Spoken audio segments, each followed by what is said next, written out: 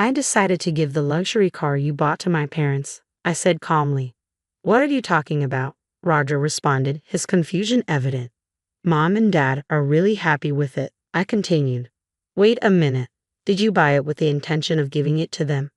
Yes, that's right. No matter what you say, it's already done. If you disobey me, I'll divorce you. Divorce? Who's saying that?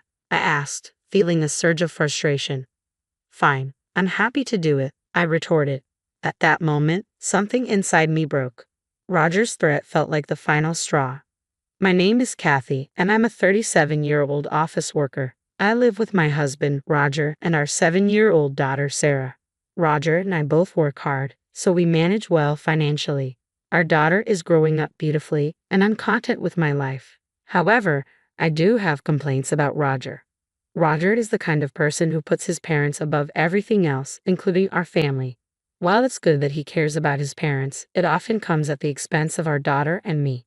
For instance, when I was in labor, I called Roger at work to let him know I was about to give birth and asked him to come to the hospital. His response was, I'm sorry, but my mom just burned her finger. I need to go to my parents' house. I couldn't believe that he was more concerned about his mother's minor burn than about my impending childbirth. My mother-in-law had only received a small burn from touching a pen that was on fire, and she had already cooled it down under running water. I was stunned that she had called Roger, and even more so that Roger rushed to her side in such a panic. Roger is generally hardworking and kind, but his prioritization of his parents over our family deeply bothers me. Another incident occurred on Sarah's first birthday, which coincided with a trip Roger's parents had planned. They had asked Roger to drive them, and he chose to do that instead of celebrating our daughter's birthday with us. When he finally returned home, he stayed at a hotel with his parents because they could get an extra room. I couldn't believe he would prioritize a trip with his parents over our daughter's first birthday. This incident shook my trust in him. Despite these recurring issues, I couldn't easily bring myself to divorce him. I still loved Roger and didn't want to deprive our daughter of her father so readily. It wasn't that he didn't care about Sarah, he was not indifferent to her. I held on to the hope that he would eventually prioritize her. But as the years went by, he never celebrated her birthdays with us. She is now 7, and he still believes her birthdays should be a private affair between the two of us. I've tried to ensure she doesn't feel neglected. I once considered inviting my in-laws to celebrate our daughter's birthday with us, but they declined, saying it would be too much of a hassle to come over. It's true that it takes about 2 hours by car to get to our home from my in-laws' place, but Roger frequently makes that drive without complaint. Their reluctance felt selfish to me, especially since they always seem to prioritize their own convenience. My mother-in-law's selfishness goes beyond just the inconvenience of travel. She openly expressed disappointment that our daughter wasn't a boy. I wanted you to have a boy, she said. Why did you disobey me? I was stunned by her words. I don't think it's possible to choose the sex of your child, nor do I believe it's crucial to have a boy. Roger's family isn't particularly prominent, it's just that my mother-in-law is old-fashioned and fixated on having a male heir. The real issue is Roger's constant need to please his mother, even at the expense of our family. This tendency is evident in how he neglects to celebrate our daughter's birthdays with us. Roger is more concerned with satisfying his parents' demands than with being present for his own family. When Roger took me to his family's New Year's gathering, my mother-in-law's behavior was even worse. She constantly belittled me, not just for not giving her a grandson, but for various other reasons as well. Kathy, why can't you do things faster? Look, there's someone with an empty cup. Why haven't you refilled it? She treated me like a servant, making derogatory comments about my job in front of the relatives.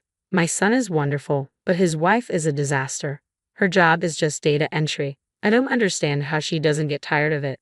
I've told her many times that my job involves more than just data entry. It's an engineering, but she dismisses my work as unimportant. It frustrates me that she also ignores our daughter, giving New Year's gifts to other relatives' children but not to ours. I'm also upset with Roger for not standing up to her. It's disheartening to see our daughter mistreated and to be ridiculed by his mother while Roger seems to laugh off the insults.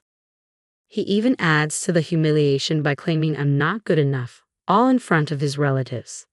I didn't want to deprive our daughter of her father, so I tried to be patient. However, my feelings for Roger gradually faded. Then one day, Roger asked me for a favor. Actually, there's something I want to buy, he said. What is it? I asked. A car, he replied. I was taken aback. Roger had never shown any interest in cars or anything like that. Why all of a sudden? I just thought it might be nice to get a new one. I drive to my parents' house all the time, and I thought it might be refreshing to have a change, he explained. We live near a supermarket, and I don't drive much. Cars have never been my interest, so I figured I'd leave the decision up to Roger since he would be the main user. Well, it's up to you. You use the car more than I do, I said. Roger looked pleased but then added with a slightly apologetic tone, "Oh, and here's the thing. I'll pick out the car, but I'd like you to cover the cost." I was stunned.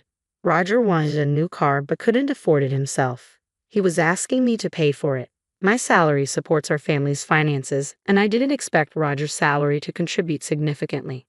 During my maternity leave, Roger hadn't contributed his salary to our household expenses, so I had to return to work right after giving birth. As an engineer, I managed to negotiate remote work arrangements with my company, which allowed me to balance work and family responsibilities from home. While raising our daughter when she was little, I worked hard and found it selfish of Roger to use his salary for himself while expecting me to cover the costs of a new car. However, when he was in a good mood, he would often help care for our daughter, so I decided to go along with his request. "Okay, are you sure? Thank you," he said, visibly thrilled. Roger was so excited that he immediately started browsing catalogs and researching online. Since I was the one paying for it, I made a suggestion. "Since it's just the three of us, it doesn't need to be a big car." "Yeah, I know," he responded vaguely. Roger seemed to just nod along without really taking my input to heart. He frequently visited the car dealership over the next couple of weeks, talking with the dealer. Then, one day, he told me he was ready to buy the car and took me to the dealership. I sat down to wait while he made the final arrangements. When he came over, he handed me the contract and showed me the car, a large luxury minivan. "Oh my God," I exclaimed. "Are we really buying this?" "Yeah, it's nice. I'm really excited," Roger said. "Wait a minute," I protested. "I don't think we need a vehicle this big. I mean, it's a lot of car for just the four of us. Even if we have another baby, this seems excessive."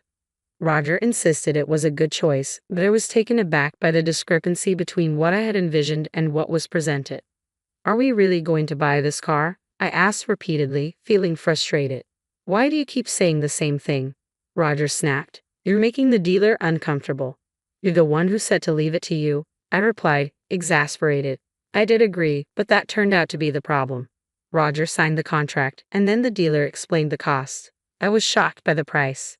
"I can't pay this all at once," I said. "We'll need to get a loan or something." "Fine, I guess I don't have a choice," I replied, feeling frustrated. Roger insisted on having the car registered in his name, so we took out a loan. From now on, I would deposit money into Roger's account to cover the car payments. The car was finally delivered to our house.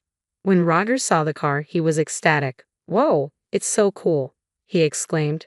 I thought, if he's happy with it, why not? But then something unexpected happened.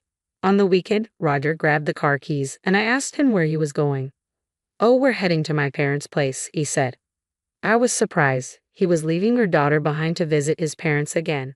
"You're taking the new car, aren't you?" I asked. "Yes, that's right," Roger replied with a grin. "I had decided to give the luxury car you bought as a present to my parents." "What are you talking about?" I was stunned. "You said you wanted the car, so I agreed to buy it. Now you're giving it away." "Mom and Dad are thrilled with it," Roger said nonchalantly. "Of course, I'll drive you around whenever we go out." "So, you bought it as a gift for your parents from the start?" I asked, incredulous. "Yes, I did," Roger admitted.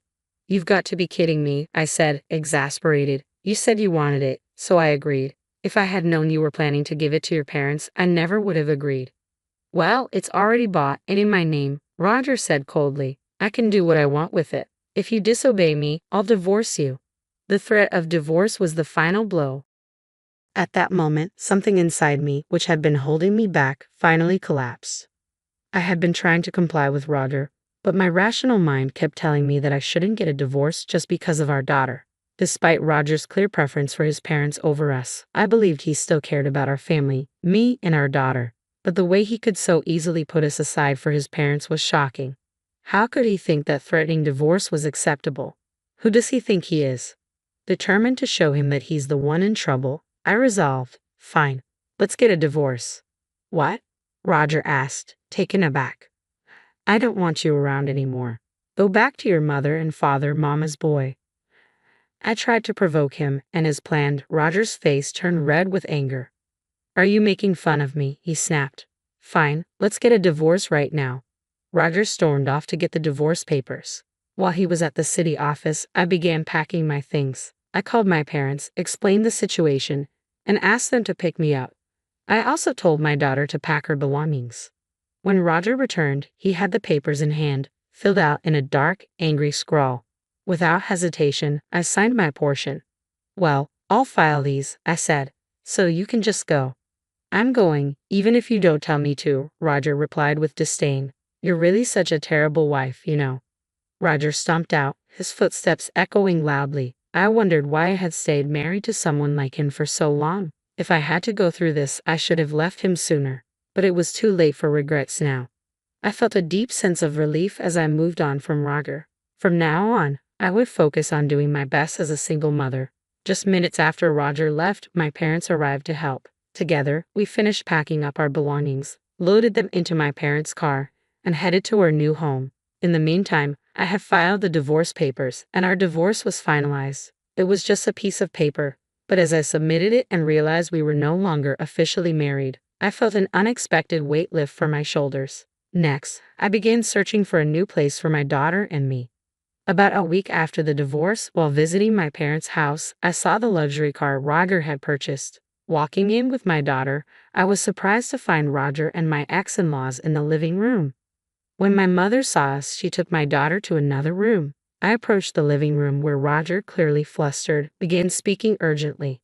Oh, Kathy, what's the insurance on that car? Roger asked, his tone frantic. Why are you here, barging into our house like this? I responded coldly. My ex-in-laws raised their voices in response. We don't want to be here either. We came because we had no other choice. I was taken aback by their anger. My father, clearly annoyed, quietly expressed his frustration. If that's the case, you should leave. If you don't, we can call the police to remove you. Horrified, my ex-in-laws fell silent. Roger turned back to me, still agitated. Kathy, what's going on with the insurance payments? I sighed, trying to stay calm. Did you forget what you said when you signed the contract? You insisted the car be registered in your name. So you bought the car and took out the loan in your name, which means the insurance is also your responsibility. Roger's face fell as he realized his mistake. He had chosen to prioritize his pride over practical considerations, and now he was stuck with the financial burden. It turned out that Roger and his parents, eager to show off their new luxury car, had driven it recklessly and ended up crashing it. The front of the car was badly damaged. Reflecting on the situation, I felt a sense of vindication. The car was parked in a way that I couldn't see the damage directly. I hadn't inspected it properly before, so now Roger and his parents came to me asking about the insurance. Since the car was financed by a loan, it was technically owned by the loan company, and any repairs needed would fall on them. Without insurance, they were responsible for the entire cost of the repairs, including fixing the guardrail they hit. I dreaded to think of how expensive it would be to repair a luxury car. Roger and his parents eventually returned the car, and they faced a hefty bill for the repairs. Afterward, I started receiving numerous emails from Roger begging me to reconcile. One message detailed how he couldn't afford to pay rent or utilities and had moved back in with his parents. It seemed that Roger's parents were treating him harshly because of the car accident. Now, he was unwilling to stay at home due to their attitude, but couldn't manage on his own because of his debt. Despite his pleas, Roger's insistence on seeing our daughter seemed incredibly selfish given everything that had happened. I ignored his emails and didn't reveal our new address to him. My only concern was whether our daughter missed him, but surprisingly she seemed perfectly content and was enjoying her life. I remained focused on providing the best life I could for her. I believe that putting your own parents before your child, while making your spouse pay for luxuries meant for them, is unacceptable. Roger's choices led to his downfall, and he truly brought this on himself. I hope that Kathy and her daughter continue to find happiness together. Thank you for watching until the end. If you enjoyed this video, please subscribe to our channel. See you in the next video.